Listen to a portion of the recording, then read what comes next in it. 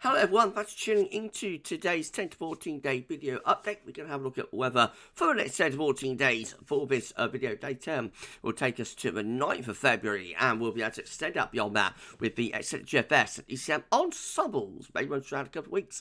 Have a look at CFS V2 at the end of the video for the next 4 weeks. Gets us more or less to the end of February and I should get on that for you in a moment. Just say there's no other video release this morning, so I'll cut back on the content for the time being while I'm a little bit unwell. I will try and get the 6 AM forecast back at the weekend, perhaps. So watch your space for that. But at the moment, I'm just trying to do 10 to 14 days only.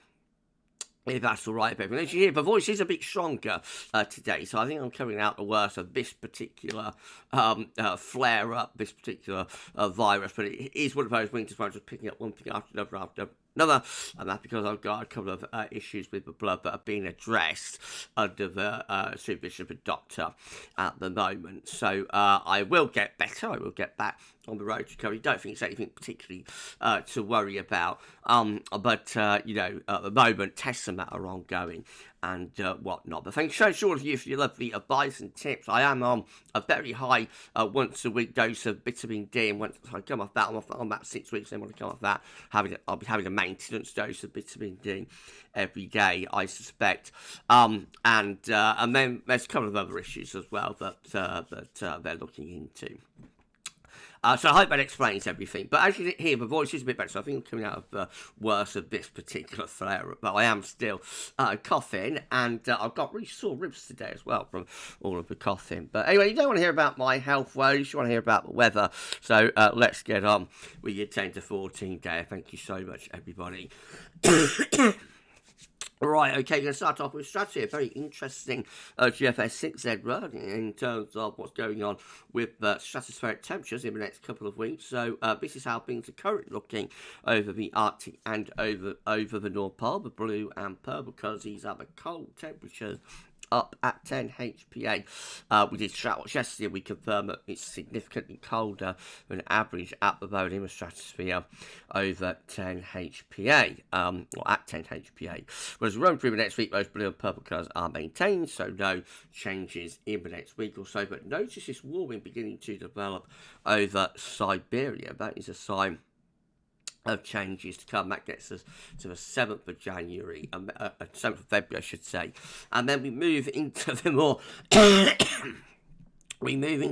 extended range, and check this out. A major sudden stratospheric warming starts to be generated from that initial warming over Siberia, pushing in towards the poles, stretching the stratospheric polar vortex at its roots from America over to Northern Europe, and see what happens.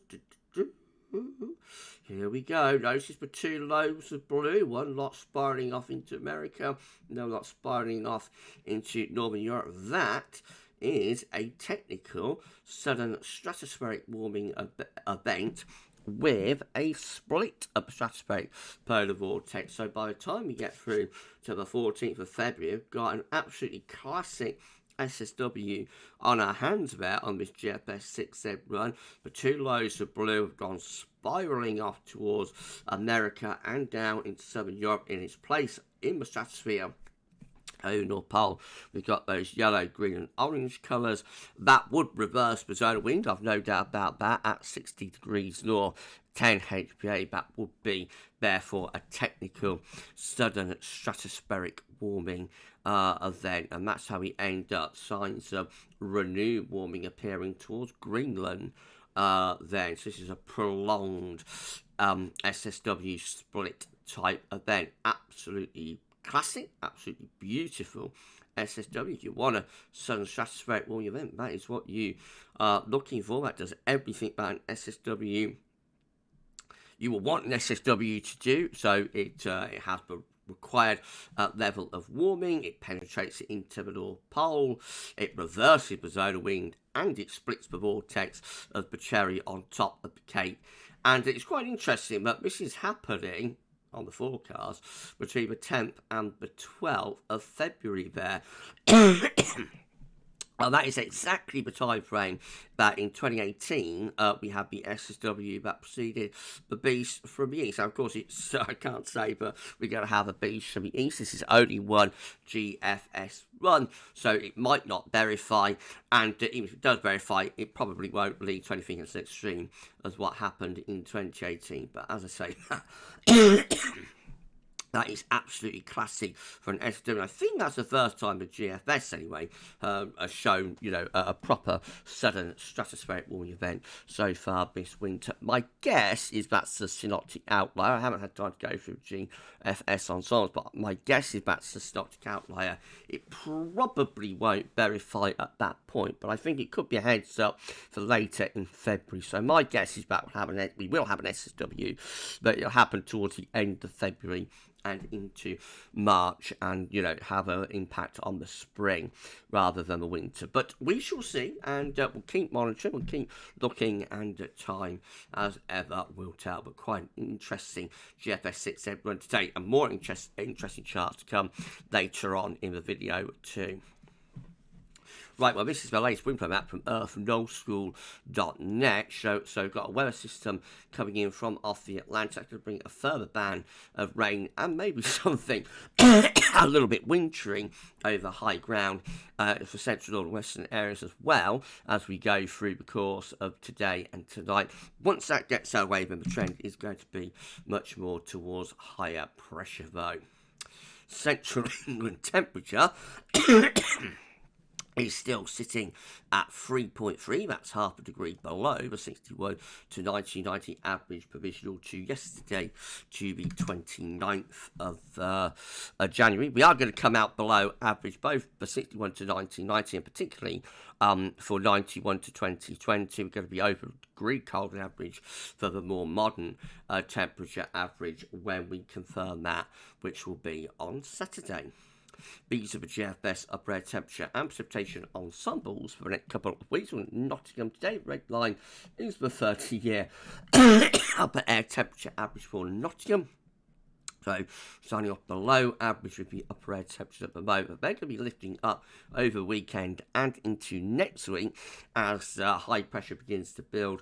And then beyond that, we've got a cooling trend or a colder trend as we go from the first week to second week of February. There's a bit of scatter in there, so we have still got some mild ensemble members up here. But generally, most of the ensemble members are becoming quite cold. And you'll notice the GFS 6 operation run, which is this thick green line, it's on the colder side of the ensembles, but it is not by any means a cold outlier.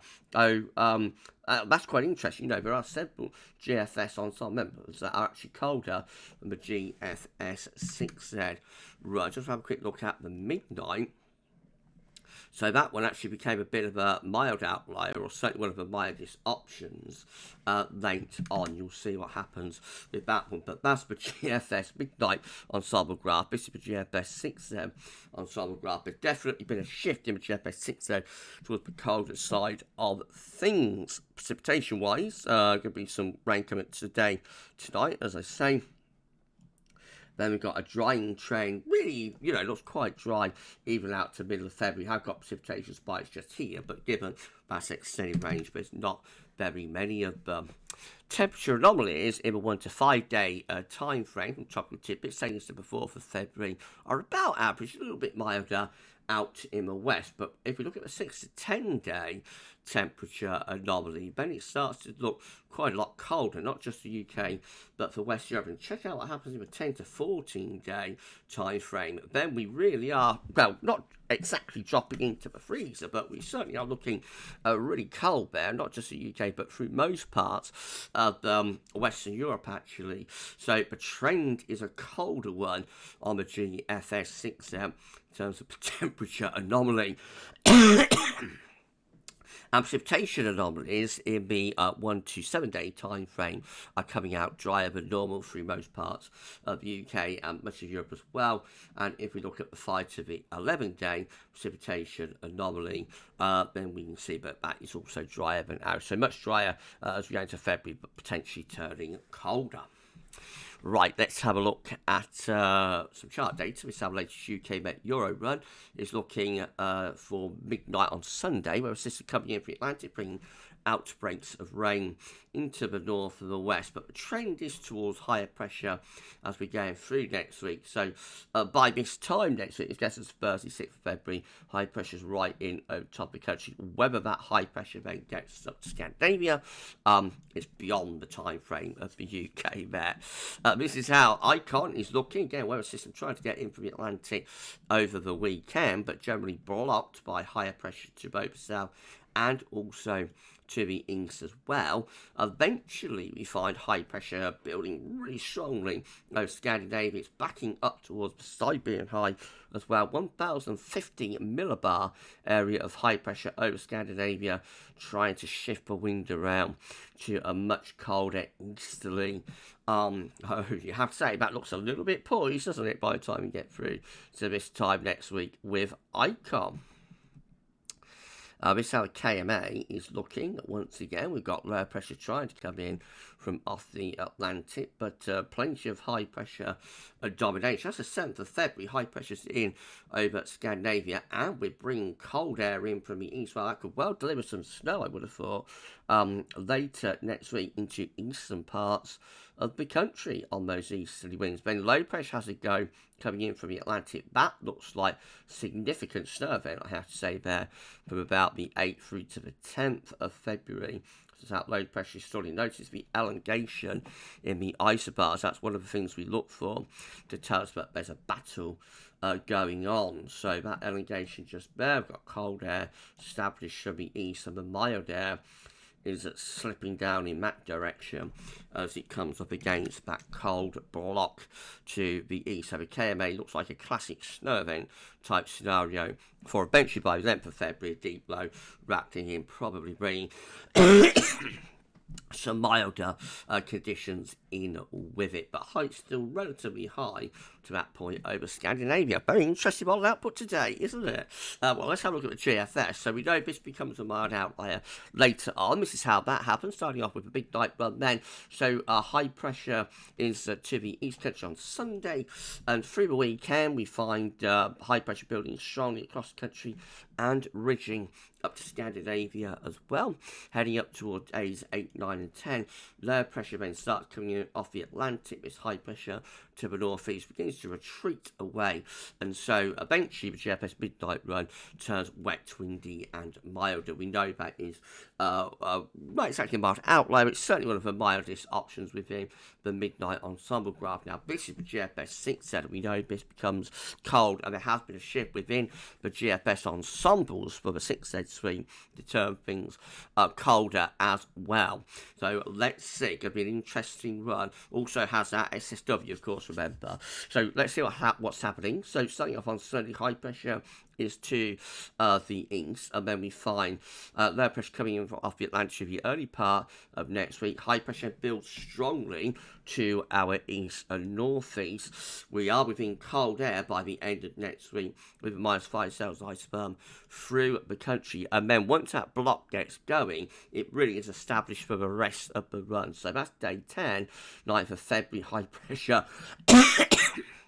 towards the northeast, low pressure being blocked in the Atlantic. Cold air is coming in from the east as well, and that blocking high just carries on. These areas of low pressure are not able to get in. They come up against that high pressure, just stall and slip away to the south. Obviously, snow possibilities and potential with that pattern.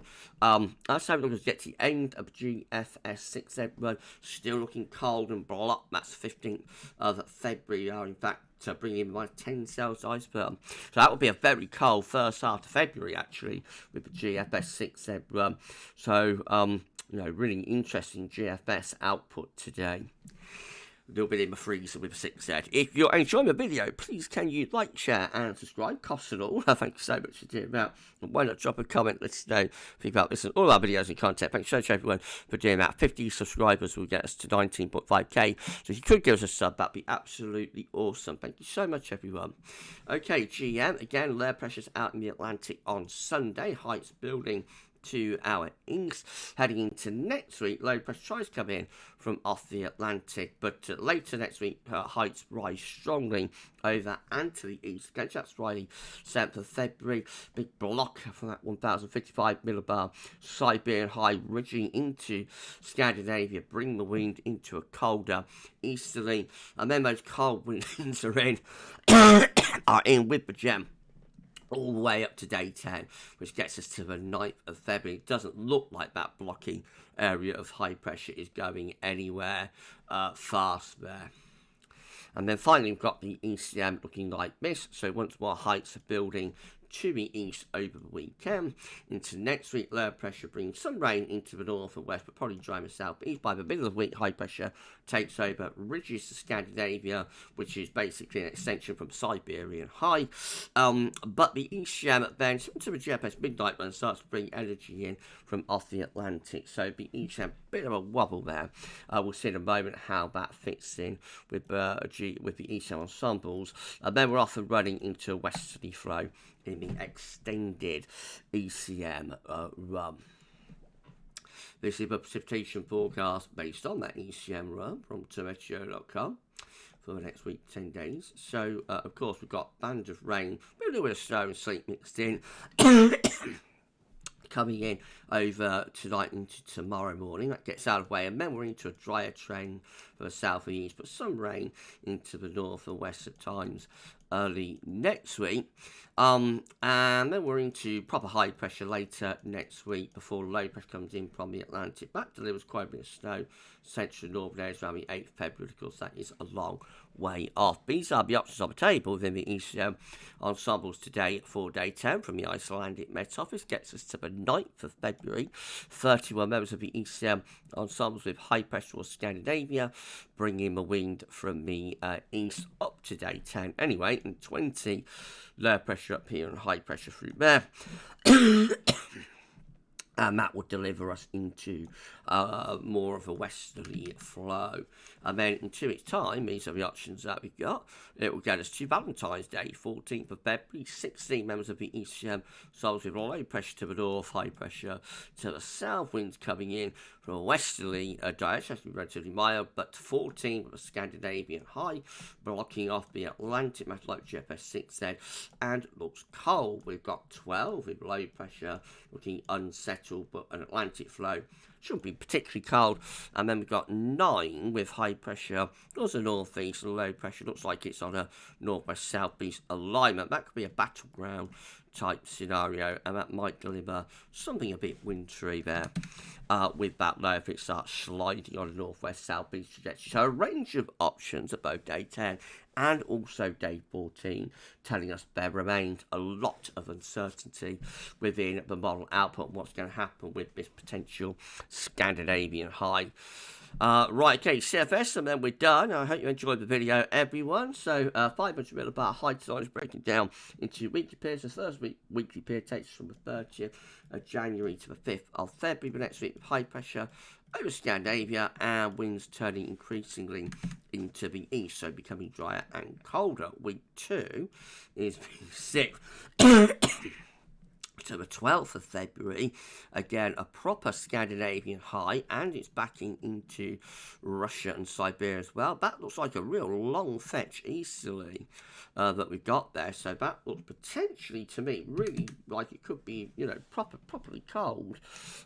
Week 3 also looking cold. It's a change from the CFS today, 13th to the 19th of February, maintains that Scandinavian / Siberian blocking and continues with that easterly wind. You know, 2 weeks of cold weather there before things turn milder inevitably for week 4. It's the 26th of February with high pressure over to the south of the country, low pressure way to the northwest. Winds go back into the southwest. Could we have a cold February on our hands?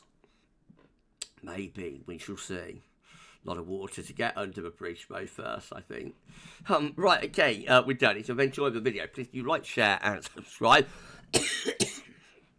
And thank you so much, everyone, for doing that. So tomorrow we'll definitely have a 10-14 day. I'm not sure there'll be any other content other than that.